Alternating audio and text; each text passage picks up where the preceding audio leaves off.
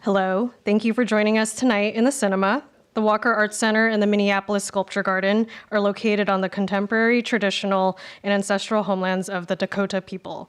This site, which was once an expansive marshland and meadow, holds meaning for Dakota, Ojibwe, and indigenous people from additional Native nations who still and continue to live with us today.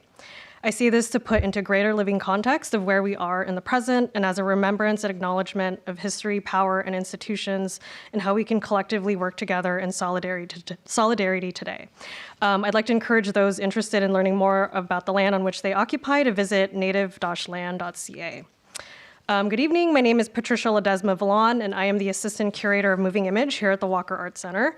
Welcome to night 2 of our series, Landscapes of Myth, Westerns After the Searchers, guest curated by Leila Weefur. Yes, round of applause for Leila, thank you.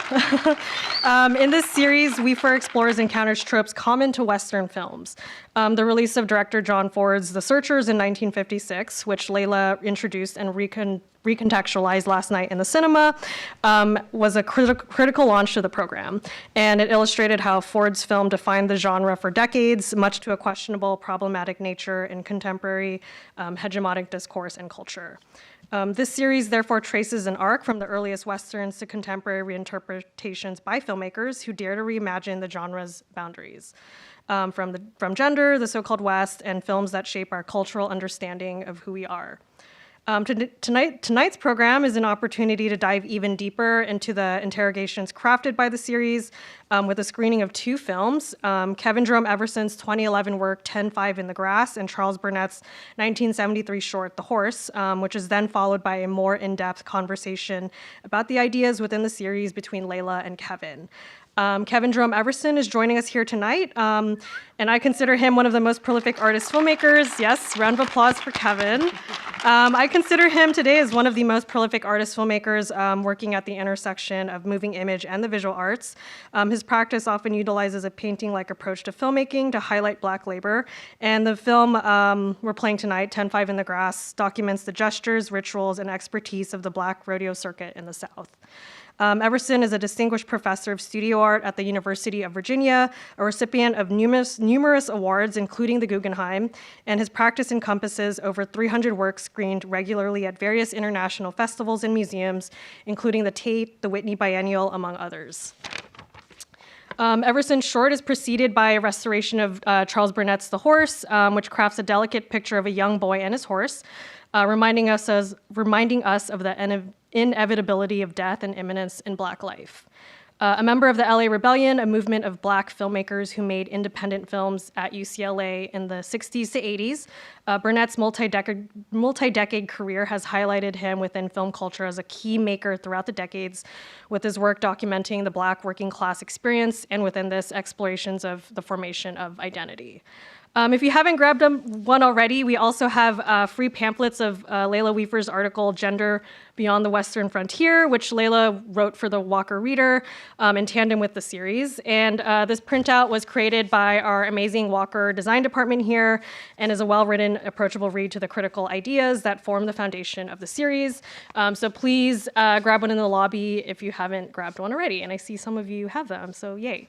Landscapes of Myth continues throughout this month with a 2016 Inuit revision of The Searchers called Malaglutit by Inuk filmmaker Zacharias Canuck, a 35mm print of Nicholas Ray's Johnny Guitar as a tie-in to our currently ongoing Cinema Revived repertory series, and ends with Buck and the Preacher by Sidney Poitier, continuing counterbalance to John Ford's The Searchers. And now I'm going to introduce our guest curator, Leila Weefur, who will be in conversation with Jerome Everson after the films, and will say a few words after me about their program, which is continuing throughout the month of November. Leila Weefur is a Liberian-American artist, writer, and curator whose work engages with film, architecture, and the archive to examine systems of belonging. Their research explores environmental geographies, transnationalism, religion, and queer world-making. Weefur is an assistant professor of photo media at the University of Washington and a member of the curatorial film collective, The Black Aesthetic. Please join me in welcoming Leila Weefur.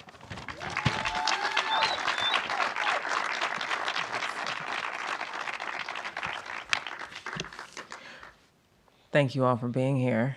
How you doing? All right. Before I introduce our films for the night, I want to acknowledge and thank Kate Mackay, who flew all the way out here from the Berkeley Art Museum and Pacific Film Archive. Don't be shy. Let's give Kate a round of applause. Without Kate, this program wouldn't be possible because I started this program at the Berkeley Art Museum Pacific Film Archive, so I'm really grateful to her. Thank you, Kate. It's a special night. Last night we screened The Searchers, and this evening couldn't be farther from that. 10-5 in the Grass and The Horse, as Patricia introduced. 40 years stand between both Kevin Jerome Everson's 10-5 in the Grass and Charles Burnett's The Horse, but both films really understand something essential about landscape. It's a background, it's a setting, but I also kind of see it as a hand extended, offering space for Black people to know things, to practice things, to exist in relationship with animals and earth in ways that the Western as a genre kind of spent a century trying to write out of the story. In The Horse, Burnett gives us a young boy and a dying animal in the sun-drenched fields of the rural South. Those yellow fields, bleached almost by white light, hold the boy's tenderness as he tends to the horse, running his small hands across its flank, trying to ease its pain. The land is not judgmental. It simply receives and amplifies his acts of care. Against the callous kind of pragmatism of the white farm owners who see only labor and loss in the horse's presence, the landscape becomes a kind of witness, a space generous enough to contain the boy's attention and ultimately his grief. 10-5 in the Grass, however, extends that same generosity, and I think Kevin films Black cowboys and cowgirls in Lafayette, Louisiana, and Natchez, Mississippi, not performing for tourists, not really explaining themselves, just working. They're practicing calf roping with the specific type of rope that the film's title names, 10-5 in the Grass. The landscape in this case, the Louisiana grasslands and Mississippi fields, become almost a collaborator. I want you all to watch how the writers move through space, how the rope arcs against the sky, how horses and humans negotiate weight and speed and earth. The landscape really provides the ground where Black rodeo culture can unfold on its own terms. I think pairing these two filmmakers really emphasize how both of them work with duration and with patience. Burnett's long takes on the boy's hands, Kevin's extended observations of practice and repetition. These formal choices really let the landscape breathe. They let it accumulate meaning. And the fields that you'll see in The Horse start to feel like a sanctuary, even as death and exploitation press at the edges of the frame. The rodeo grounds in 10-5 in the Grass become a territory of Black authority where knowledge moves through bodies that know exactly how rope behaves. They know exactly how a horse thinks, how to shift your weight at the precise moment to make something difficult look really easy. The Western genre,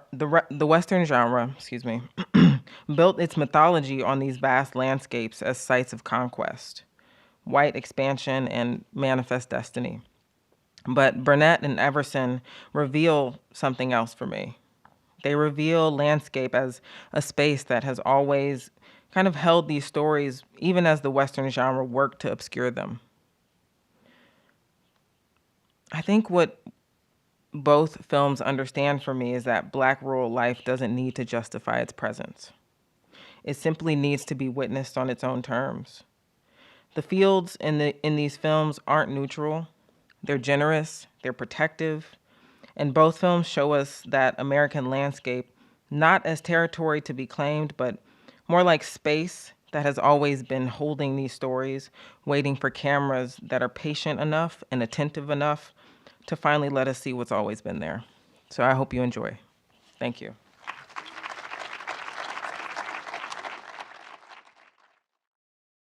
How long has it been since you've seen that?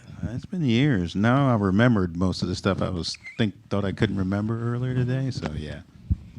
Yeah.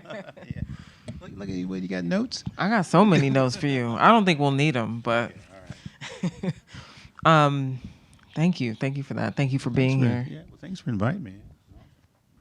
So in the introduction,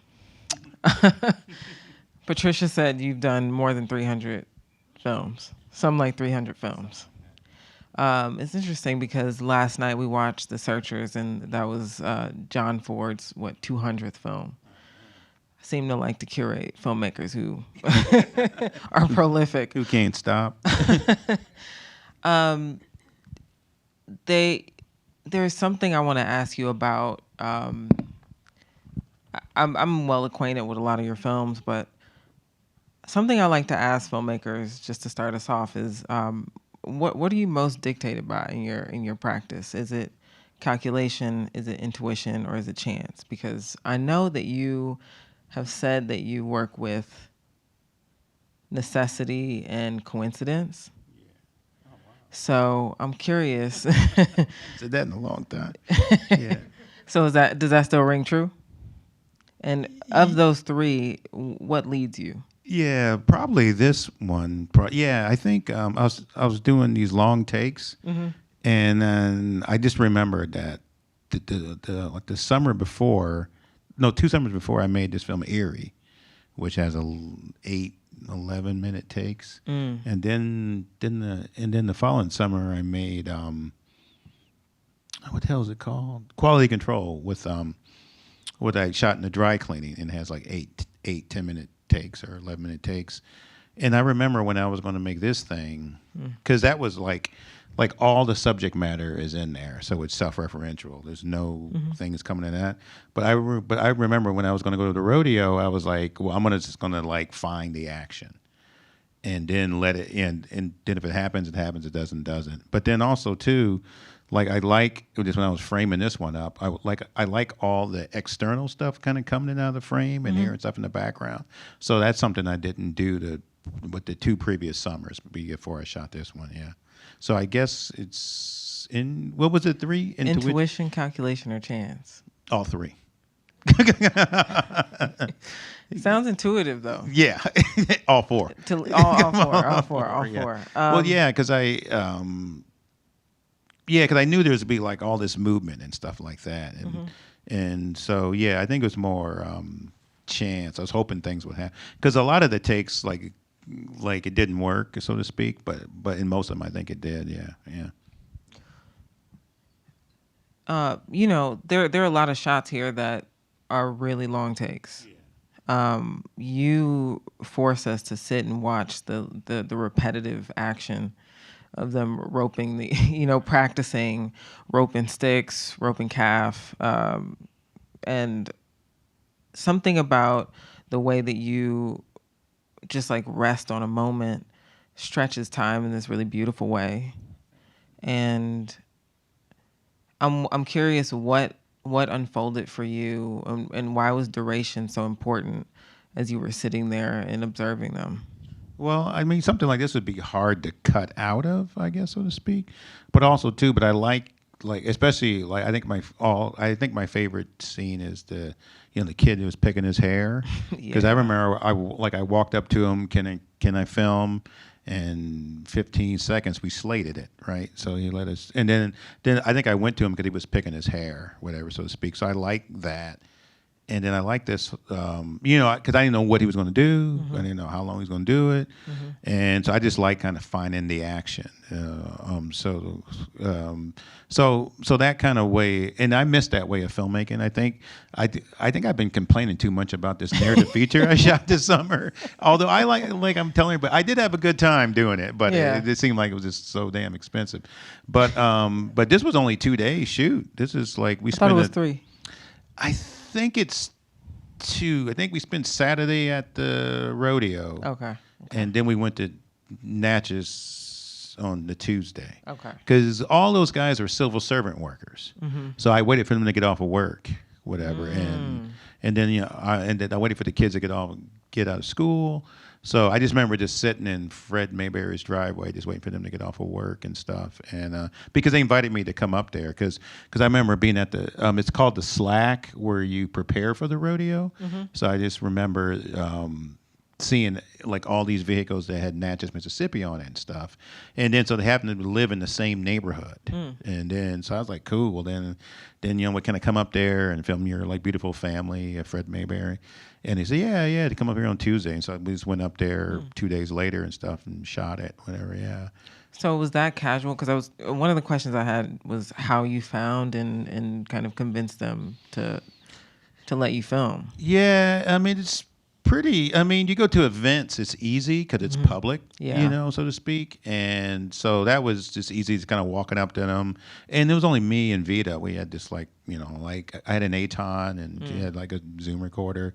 So we weren't too kind of cumbersome and stuff. So we weren't kind of in their way. So I like to kind of work like kind of light and athletic like that. So, but I did film a lot of people like at the Slack and stuff. But I remember shooting in the rodeo, and I remember having the Super 8 camera, and the camera didn't work. So some of the stuff at the like in the the rodeo when Rihanna's face is blurry and stuff like that's all Super 8, and so there's some other stuff Super 8 in there too.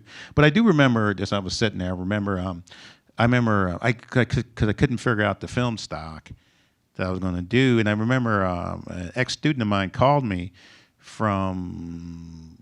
He was in Oklahoma at the time. I said, and then I forgot what he was calling me about. But he said, but I said, why are you in Oklahoma? He said, well, I'm working on the new Malik joint, To the Wonder, whatever. And then I said, is Emmanuel Zabesky there? I said, yeah. Then I said, put him on the phone. And then, a minute later, it's just like, like thick Spanish accent, Emmanuel Zabesky. I said, so what kind of film stock are you using? Oh, I can't imitate remember. myself. But he said, you see, at the time, it was the new Vision 3 Kodak film stock, which you can see, which I think at the time Kodak was trying to compete with HD. So the only thing I ever show I never show my students my films because I don't want to make films like mine, but I do show them the clip of when Fred's underneath the horse, and then the dynamic range of the new Vision stock was there because it was in shadow, but then also you can see the clouds and stuff in the background, and even when the kid's picking his hair, like it's like 4 or 5 stops different inside that vehicle, but you can see the detail. So that's the new. So that was like I think the Vision 3 stock. It just came out like I shot it maybe 21. I think 2020. No. Excuse me, like 2011. So I think the Vision 3 stock it just came out there, and also too it's tungsten. So you didn't get that like. That seeing a shift. So I just remember I forgot did you ask me a question? I did ask you a question. I was letting you roll. Well, and then so I ended up getting like a shitload of 400 stuff of that, 400 mags of that. Yeah. But I forgot what I know you asked me something, but I just remember that mostly about how you convinced them to let you film. Well, because I told them I had Vision 3 film stock, and they okay. No. And they knew what that meant. Oh shit, you got Vision 3? Yeah. Oh, bruh. No, I just I remember telling them like, can you do this for 10 minutes?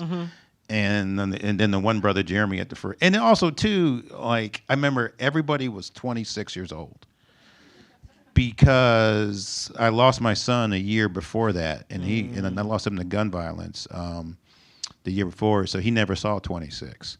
So I was actually, Larry and Jeremy and all these guys were like. And then so I remember just filming all these 26-year-olds at first, because I was just like thinking about him, and then wanting to see if he would, it was. So I think that was a lot of the kind of stuff. And then I remember asking everybody their age, like, why you want to know my age? And then so I told them, and then so that kind of loosened them up and stuff. Okay. So I think that was more of an invitation.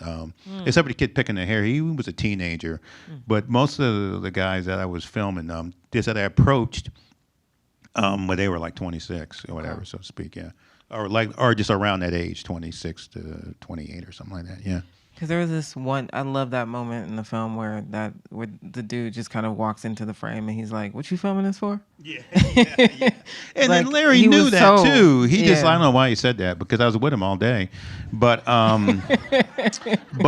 but again, that's one of my favorite scenes too as well, because I like all the chaos around that and stuff, and just like, and they're just, and then I remember being over at Kate's house. I remember Kate's dad cut me those tires. So I made those obstacles. Okay. Yeah. So I made them for late. So for a Wow. while I was making making props for the film, but then I was making props after I shot. So I made the metal little calf that I still sit there and watch the football game and rope, and stuff like at my house and stuff like that. But so I made these. So I made those tire props, whatever. Like afterwards. Are you that good though? No. But I remember I did Rihanna, the young girl. She taught me how to rope and stuff like that. Yeah. So, and then it was interesting because they had built damn, I forgot all about the stuff. But I remember so the black rodeo circuit is a thing, and I forgot. I think it's in the credits, but the guy named was Big Penny who ran this rodeo, and you can imagine what Big Penny looked like. Big. Penny. Okay. He had a big cowboy hat, big cigar, and stuff like that. He was just big. I mean, you could find Big Penny in a crowd, right? But but I do remember. But I know there was a circuit of black rodeo and stuff. But Fred and those guys, they had built their own rodeo. Like that was something that they had constructed years before, and then they started traveling with the rodeo because they always hosted it there. So that was like maybe a mile from that backyard that we were filming. So we just got in the vehicles and they got the horses, and then it just like cool, like it was like an afternoon. So I was with them the whole day. And so, but that was interesting because I remember I panned back to the stands and just to show that, like to show that thing that they had built for themselves, whatever. And then they started. And then I think that was even built when Fred was a young boy, whatever, the father there. And so it was interesting how they kind of create their own space. And then you said that in your introduction and stuff too as well. But they were just creating their own kind of being, like we're here and we're going to do our thing no matter what. So I think that's why. And I think that was some of the things. Like I didn't expect to see that. It was just like almost every turn was a surprise. Was like new stuff, and I made like about 4 or 5 other films around it, like these Super 8 short films too as well. So yeah. Yeah, I was gonna ask what didn't make it into this cut because. I think there was a lot of practicing roping and stuff like that. Okay. And. Damn. There were a lot of moments where very few moments where dialogue was present, and I'm curious about the moments that you decided to keep the dialogue. Yeah, I remember going to the rodeo and these cats were like, it was funny because they have like entertainment and shit, and then Mystical had just got out the joint. Oh, the rapper Mystical? Yeah, he just like that Tuesday. And then why was that important? Huh? Well, because of the entertainment and stuff, because it was all this stuff. Because they have the rodeo, but they had this like famous Zydeco cat. Louisiana. Yeah. And then Mystical, and I remember sitting with these cowboys, and then it was like a GQ shoot. I mean, these cats. I mean, they were one handsome brother after another one. And I remember them like, hey, man, we can't clap for this motherfucker, man, because he just got out the joint, whatever. But so I remember that. But I do remember talking to those guys. This is this story. But I remember talking to those guys. Please. So I remember filming these guys. And then they said, oh, well, did you want us to explain what we do? I was like, nope. Nope, I don't. I just want to see your creativity and your artistry and how you get down. And then so I have a kind of strategy I've been doing for a while is that the people on screen are always smarter than the people in the audience. Like it's internal. Like they know what they're doing and we don't know what we're doing. So the audience has to keep up. And then so that's why I told them, like, you don't have to explain anything. I mean, I think they were telling me this when the camera, what this wasn't going and stuff. I was like, that's cool. But I just want to get you doing what you do and stuff. So a lot of that stuff is not in. I remember talking to these brothers that were, there's a lot of people that were brushing their horses and stuff. So I have a lot of that kind of footage. Yeah. Because most of them seem extremely unconcerned with the camera. To the point where they relax into themselves, and that moment at the end where they're like, you know who died? Yeah, Like yeah. they started to the camera disappears at some point. So I'm curious how long you had to film before that point happened. Yeah, I mean, I was there with them all. That was the last bit I shot because I remember running out of film, and then I shot Rihanna with the like rolls of Super 8. So so the guy in the green shirt, I didn't. He just came out of the. I mean, he literally came out of the frame. I was like, "Where's this?" And so I got my eye on the piece, and I opened up my eye to see where he came from. But I was with them all day. But I think I was telling like. Was it Pablo? I was telling you the story where I remember me always everybody like asked me, oh, so how do you get their trust and talk to them? I was like, I just walked up to these brothers, hey, whatever, and talk. But I do remember I was telling Pablo the story on the was that I know a lot of people was like, oh. Do you exploit people or like film people? Yeah, I was like, no, I just like ask a cat. Look, I'm making art, and what you do is artistic. Can I, And so I remember, I spent all day with Fred and his lovely family, right? And so they had a flood in Natchez or near the Mississippi River, but I bike school all the time, so I know hills. So I remember driving to their house, and then there was an incline to the neighborhoods. I figured they were okay, but I called Fred anyway, and I said, "Hey, Fred, I just wanted to see if your family's all right." Now, who was this? I'm the cat that was filming y'all in April. Who? I was like, Fred. I sent you the DVD, and I was like, oh, and then like a minute later, it's oh yeah, my wife saw that, and she said it was cool. And but for me, the most important part about that story is that I wasn't the most important thing to happen to that cat that day. Yeah. You know what I'm saying? Right. Yeah. So they moved on. But I didn't. But I like the fact that they felt that comfortable that they just forgot all about me in a weird way. Like I don't have an ego where you don't remember me, but I like the fact that they're just doing their thing. So by approaching people, just super, I don't know, I just tell people, and a lot of people say no, sometimes, but at these events, it's like everybody wants to be on camera, so so it was pretty easy. And I remember going to Natchez, and everybody was down because they knew I was coming. So Fred told people that I was coming, and so the people that was at the Slack, they were I think the couple of cats I was wanting to come, but they didn't get off of work in time, and then so we lost light, whatever. Yeah. People take for granted. I think a lot of filmmakers can take for granted the importance of like hanging out with the people on camera, with their subjects. So I really appreciate about you and how you kind of approach the people in your films as people. Yeah, I just don't spend too much time with them. Yeah. I mean, I do. Well, you say you spent time with their family. Well, I spent that day, and then the Saturday before, so they got used to me because I was just like, because I didn't film all the time. I was just sitting there eating with them and hanging out. Like just hang out at the Slack because I forgot the Slack started like 8 a.m. And then maybe the rodeo was an all-day thing. Yeah. And it must start around 11 or something. So the Slack was fun. Yeah. Because we were super running around there and stuff, and everybody started showing up. But yeah, I mean, I just liked all the people from Natchez because I was hanging out, and some people from Texas and Alabama and Arkansas and stuff, but somehow or another I just started bonding with the people from Natchez, and then so they all, because it was so many vehicles, and they let me film it first, and then I decided to go there afterwards. So to bring it back a little bit to the series, we love the stories. I, as the curator of the program, I kind of imposed the theme of Westerns onto your work, because it's not a Western. It's very clearly not a Western, even though it was west of me. It was west of you.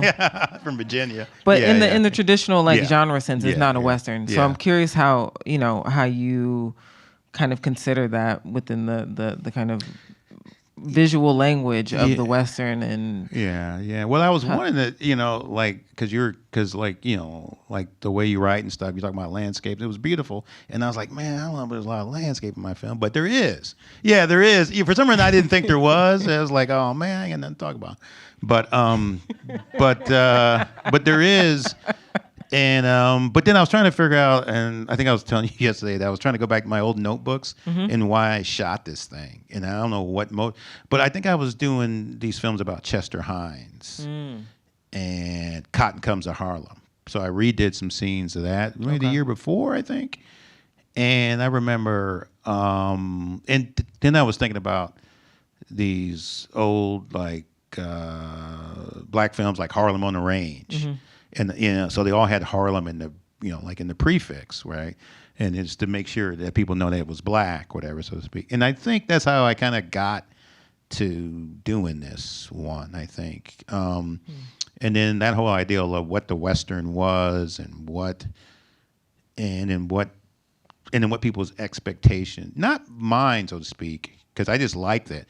But I knew there was going to be this expectations of like what white people thought about, like, oh, these are, because I did all this, I think prior to maybe 5 or 6 years before that, I did that drag racing film called Cinnamon, which followed this African American drag racing family, and then so I think, and then so that's in the genre, it's that in the genre of racing or like that kind of sport, and then I was thinking about because I think. Calf roping, or is it bulldogging when they jump on the calf roping? Yeah, I think bulldogging is in African. It started in African American culture in Oklahoma and stuff like that. But a lot of these things were, I remember the drag race and film. It was the only feature I had at Sundance, and people, man, that first screening was sold out. Man, them people didn't stick around at all, Jack. I mean, you could barely watch the thing. All the motherfuckers were for this moving. No, for the drag racing film. Okay. And then I think what happened, they wanted me to get, so we live in this service economy, right? So people wanted me to serve them what they think they already know. Yeah. And then so again, like they were in that film, they're speaking drag racingese. And then so people were like, so what are they talking about? I was like, well, you got to catch up because John Bowles, who was in the film and the drag race, he's one of the smartest humans I've met in my entire life. And then the way he talks about drag racing was just like brilliant. I remember because the reason I went to that, I made that film because I wanted to make a film about abstract expressionist painting. And so I was trying to think of,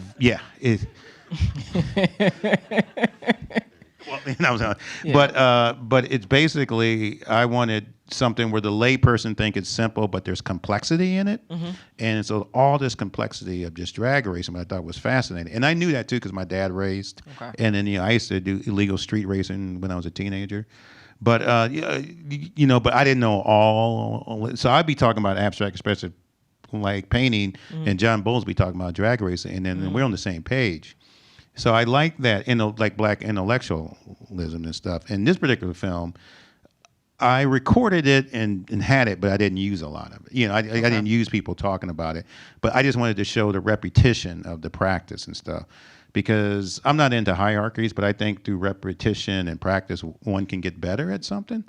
And it all goes back to, my dad was a mechanic, and then I don't think he has a 10th, 11th grade education. But he became the foremost Volvo mechanic in the Midwest. And then for me, that black intellectualism, that like understanding the craft and stuff is very important. And plus also I have a speech impediment too. So that repetition of getting it out and stuff was kind of formally in a lot of these kind of projects. Yeah, everyone feels very studied. Yeah, absolutely. And I'm kind of surprised that you saying you didn't think you had landscapes in this. Well, I was thinking because I thought it was all focused on them, but then I realized when I watched it, oh yeah, there's some landscaping. And in our conversation yesterday, you mentioned, well, you're working with a new landscape right now, right? The sky. You are making these eclipse films, and so you're asking people to kind of pay attention to the sky, the landscape that is kind of bigger than any landscape you might film on Earth. And you mentioned that you get pushback from people because they're like, who are you to pay so much attention to the sky? Who are you that you think as this black man you can look up? And that that's something that you have the permission to film. So I'm curious if you felt something similar with this, with drag racing. These are, I mean, especially calf roping, which I'm sure many white rodeo folks might have opinions about it. Yeah, well, it's funny because even at the black rodeo, there was white cowboys there too. Sure. Yeah, there's a lot, especially with the what's this when you're on the buck and bronco? Mm-hmm, yeah, so there's a lot of that. So I think the people in the know. Okay. But I think the layperson doesn't know whatever. But no, I don't think about the audience at all. Like when I'm making films, I think about the subject matter. Of course, yeah. So, and then I think about the moon as the subject matter too. But I think people have these expectations that like if you're.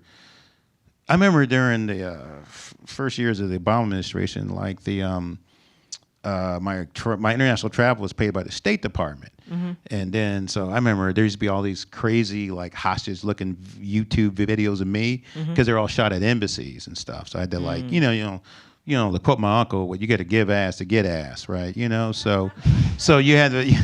I told you we're gonna be all folks up here. Yeah. But yeah. So then you got to, so I was doing all these things, but they never did research on me. I was like, Black American filmmaker, and as soon as I showed up, they're like, what is this stuff?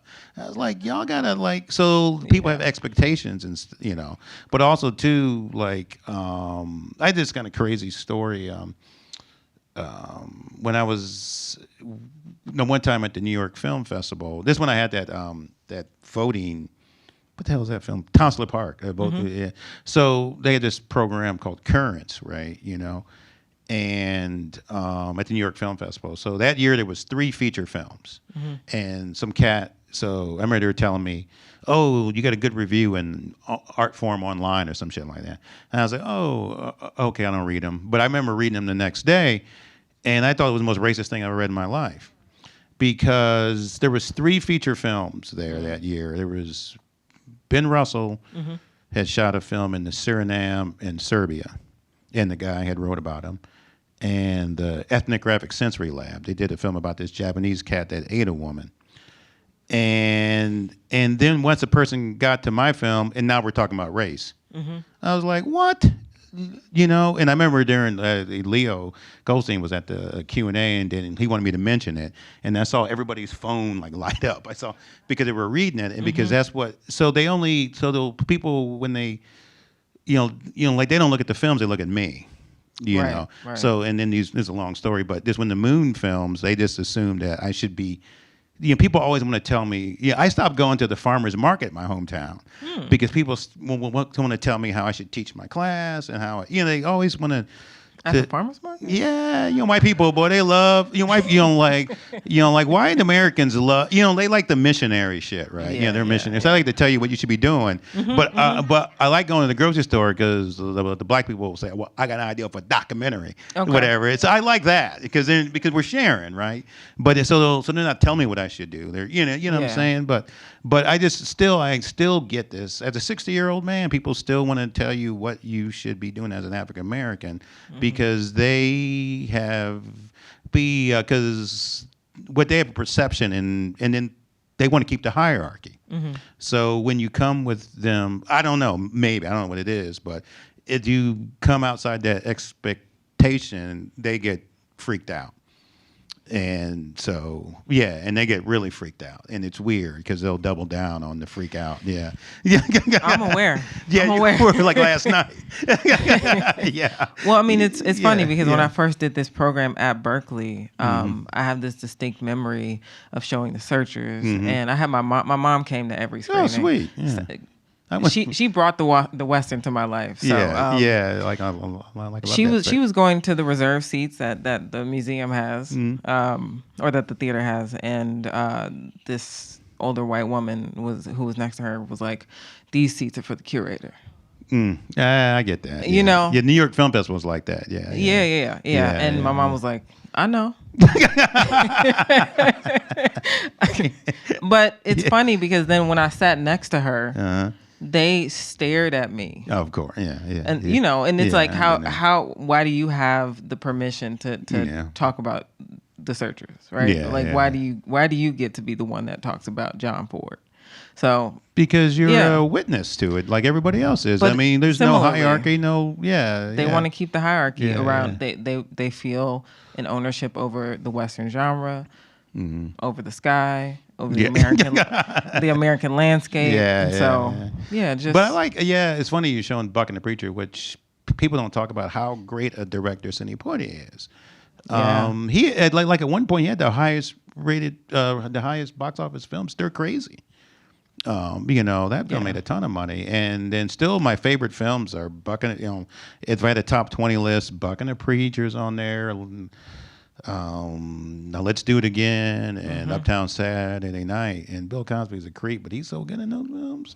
But he's so good in those films. I know it's it's like a hard watch. You got to like watch it like this or something. But it's a hard watch. But but also too, the other film I was thinking about too was what's that film, Bushrod and Thomasine and Bushrod, yes. And then they got automobiles. That's actually the film that Yeah. kickstarted this program because I was talking to Kate about it. Oh yeah, I Yes. love that film. I love it. I But haven't seen it. Gordon Parks directed it. No, I thought Max Julian directed it. No, Gordon Parks. Oh shit. Yeah, okay. Yeah, but it's set in the 20s because they got cars.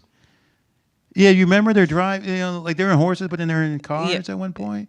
It's kind of chaotic Yeah, but I like because there are a lot of 70s themes. Yeah, because so- it was shot in the 70s, so yeah. it's like Black the 70s. exploitation. Yeah, exactly. Because you got an afro and shit. Yeah, people yeah. have- It's a little confused. yeah. But I love it. I love it. I remember going to the drive-in scene. And, it's funny. I always talk about in my classes. I show films outside, and it's a kind of a makeup in the spring. We're outside, and, like kids bring their dates and booze and stuff. They're out there Your watching students? films.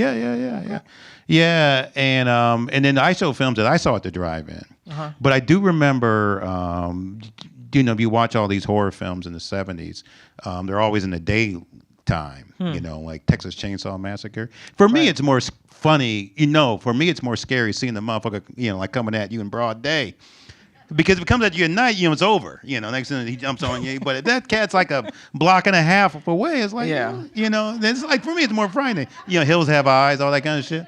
And, but also, too, I remember the first scene of Buck and the Preacher, we couldn't see it. Because remember that they're like, they all get killed in that. Don't give it away. Okay.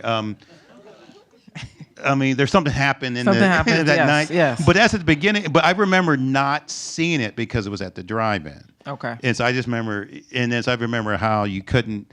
Because I remember, was a story about the Godfather. Like, who shot that? It wasn't Michael Chapman. It was the other cinematographer, like Gordon Willis.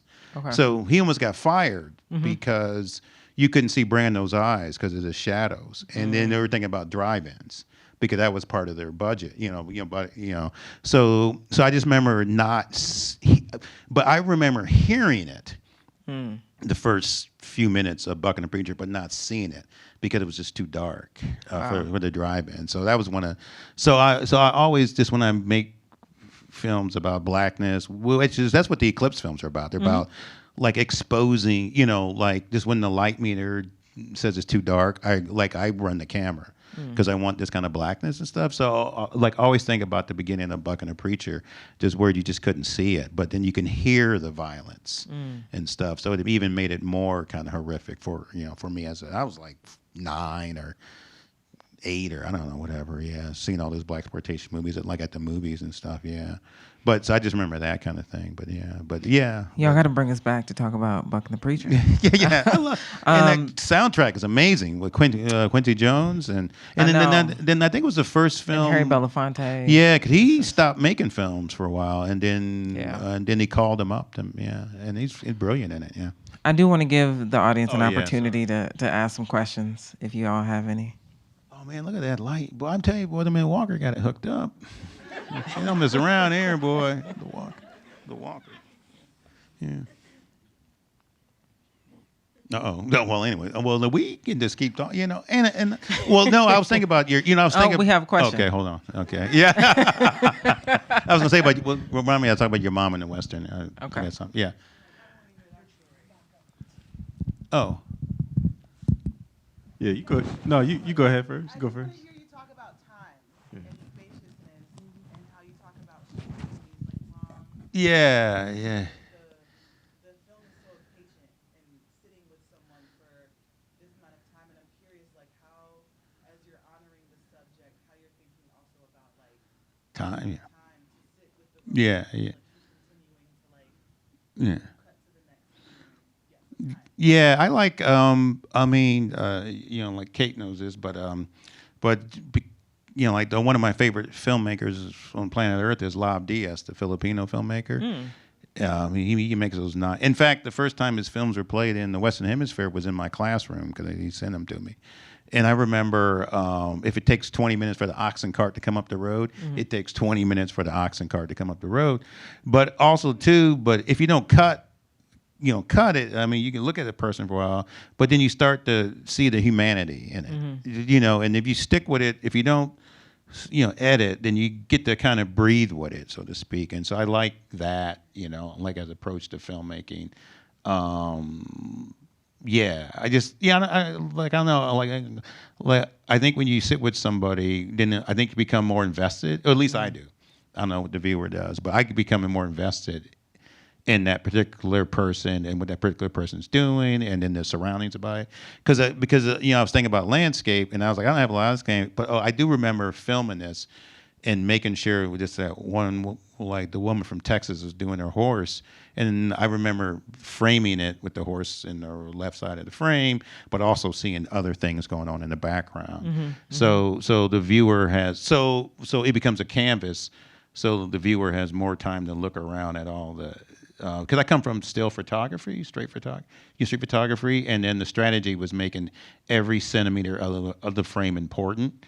So I do that with a film too as well. I try to make it like as economical kind of viewing, but also make sure everything in the frame. So a lot of things are cut out not because they didn't work for the film, but they didn't work for me because the frame wasn't equal all over, and so to speak. And then I think this was one of the first times where I had things, because the other two feature films I made that had long takes, it was like a singular thing that was going on. But in this, I wanted all this stuff like happen. Well, just when I got there, I realized, all this stuff could be going on at once, stuff. So, but I think for me, if you sit with an unedited version of something, well, then you become invested in it. I think. I don't know. Yeah. So, yeah. But would that answer your question? Would that? It does. Oh, okay. All right. No, well, go ahead. No, go ahead. No, it's us. We got to get the mic. Yeah. Is there a mic? Oh, yeah. I'm just gonna add on to what you was asking. Where's that coming from? Right up here. Oh, okay, yeah. Yeah. Because remember they said everybody was in the dark. I think building on the question before, and you kind of talked about it too. Just like, could you share a little bit more about your ethics, or the ethics that goes into the filmmaking that you do? And the reason I ask is, I'm in a class right now on ethnography, and I'm trying to figure out how to do ethnography in Black communities in a way that is not extractive. But did you say epic or ethics? Ethics. Ethics. Ethics. Yeah. Oh, like I think you said epic. I was like, oh, okay. Ethnography. I don't. You don't got to worry about the ethnography. Oh, okay. But I'm just wondering, like, what's your ethics when you go out and start and you hit record, and like, what's the ethics that goes into the kind of stories that you're trying to tell, or the way that you record and the way that you present what you record? That makes sense. Yeah. When I don't record, I expose. That's deep, brother. Well, I don't know if it's deep, but it's I come from sculpture, so it's what the materials. So I'm into what the materials. And so what the lens, the film stock, the camera does. And so I'm into what they do. And then so when I want to expose myself to something or the viewer, then I use film. But if I want to record something, I'll use HD or mini DV or so it like depends on the content, whatever. Then that's what the materials I use. But I mean, I just walk up to cats, and well, it's easier if you're at an event, and so people are picture ready, I think, so to speak, especially at the rodeo, because they're performing. It's like a football game, like they are performing in front of a stage, a bunch of people. So, but I don't think about the ethics. If I can I Yeah. I'm trying to think if I ever think about if I get their permission and I tell people like this is going to go on with the audio and it may be edited next to this or that or this. And so I like to tell them like where it's going to be, like I'm gonna have a voiceover. Yeah. I'll film somebody, but I got some other person talking about this. And it's, so I let them know what's happening. So I don't like just film it and put them up against like 2017 Unite the Right shit in Charlottesville. I'm not gonna, I want to make the people look like. That's why Fred Mayberry's wife liked the film, because her daughter looked fantastic in it, and he looked handsome in it. So I think the way you just kind of frame things up, and it comes from photography. You just want to I don't know, I just let them know what all is about to happen, like in this particular film. So I'm not. I think but go ahead. Yeah. I was just gonna say, I make very different films than you do, but I'm gonna try to answer the question. Oh, cool. Right on. Based on how I see your work. Oh, okay. All right. Well, even better, because I need help. I kind of think. Well, this is also what I tell my students. As a filmmaker, you are showing us how you see something. Yeah. So if you see them in an exploitative way, if you're not overly glamorizing the subject, you're just showing us what you see. Yeah, You're observing, and it's really about like the story that you're trying to tell, right? So I think if you take the care to, if you take the care to really kind of self-assess the position that you're coming from and how you are using that camera to expose or explore or record, I think you'll be all right. Yeah, and the thing I learned from street photography, you got to ask yourself, what is the nature of your visit? Yeah. And so I asked myself, I'm here to make art. This is my visit. I'm here to make art. And I let them know that I'm an artist. I'm going to make art, and this is how this is going to be shot. Then I tell them what kind of film stock. Somebody asked why they were hyped. Oh, man, you got 7213? So I said it's going to be color film stock. It's going to be this and that. And I tell them it's going to be black and white films. I just let them know everything, because I'm always checking the nature of my visit. And even when I went to Chile to shoot the eclipse, I know I'm a visitor. I know I don't want to colonialize Chile. And even when I go to my hometown, I haven't lived there since I was 18. Yeah. And so I'm always checking the nature of my visit, why I'm here when I'm doing this stuff. So I ask myself these questions and try to answer my questions before I get there and tell what I'm doing. But I was going to say something about your mom and the landscape and then her watching the West. What is funny, I was telling somebody that I like these universal monsters. Like I grew up, watching Godzilla films and Frankenstein, all that kind of shit. And then I like the seams. I don't like special effects. I think when Spielberg started doing dinosaurs, it became uninteresting. I like a cat in a suit, stomping on some shit, because it's three-dimensional. I mean, you can watch like Monster Zero, and it's fantastic. You see Godzilla in the foreground, Rodan in the background, and King Ghidorah to the right, and it's just amazing. It's that three-dimensionality. But sometimes the westerns, they're so lot shot. You see, there's not a.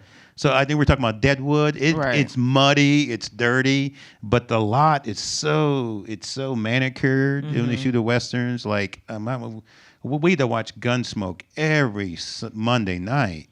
was it Sunday or Monday night when Gunsmoke used to come on? It was I wasn't there. brutal.